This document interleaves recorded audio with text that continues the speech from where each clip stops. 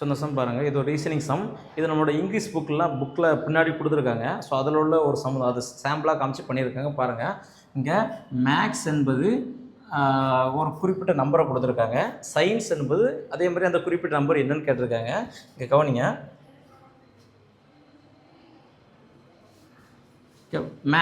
மேக்ஸுங்கிறத எம்ங்க letter எடுத்துக்கோங்க. So alphabetical order இங்கிலீஷில் வந்து பார்த்திங்கன்னா நம்ம எடுத்துருக்கோம்.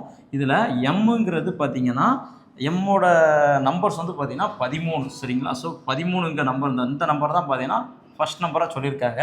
அப்புறம் பார்த்திங்கன்னா ஏங்கிறது இதனுடைய முதல் எழுத்து, சரிங்க, ஆங்கில எழுத்தினுடைய முதல் எழுத்து, அதை 1 பண்ணிருக்காங்க. அடுத்து பார்த்திங்கன்னா ட்ரீங்கிறது வந்து பார்த்திங்கன்னா நார்மலாக ட்ரீங்கிறது வந்து பார்த்திங்கன்னா 20 வருது, சரிங்களா? ஸோ அதனால் 20 போட்டிருக்காங்க.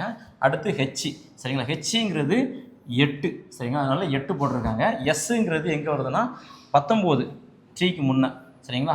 ஸோ அதனால் இந்த 19 போட்டிருக்காங்க. அதே மாதிரி சயின்ஸுக்கு வந்து பார்த்திங்கன்னா ஒவ்வொரு நம்பர்ஸாக நம்ம ஃபைண்ட் அவுட் பண்ணால் போதும். நம்ம லாஸ்ட்டாக எஸ்ஸுங்கிறதுக்கு 19 சொல்லியிருக்காங்க. ஸோ இங்கே ஆப்ஷனில் எல்லாருமே 19 வருது, சரிங்களா? இதில் 19 போட்டிருக்கோம். சிங்கிறது 3வது லெட்டர் நமக்கு தெரியும். சிங்கிறது வந்து பார்த்திங்கன்னா சிங்கிறது 3வது லெட்டர், சரிங்களா?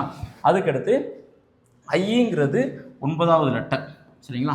ஐங்கிறது 9வது லெட்டர். ஸோ 19, 3, 9, 19, 3, 9 இந்த ஆப்ஷனில் பி மட்டும்தான் இருக்குது. ஸோ அடுத்தடுத்து அந்த நம்பர்ஸை ஏம் பண்ணி போட்டிங்க அப்படின்னா பிங்கிற ஆப்ஷன் வரும். இது ஆல்ரெடி கீழே கொடுத்ததுனால நம்ம போல்ட் பண்ணி வச்சுருக்கோம். ஸோ எக்ஸ்ப்ளனேஷன் கொடுத்தாச்சு.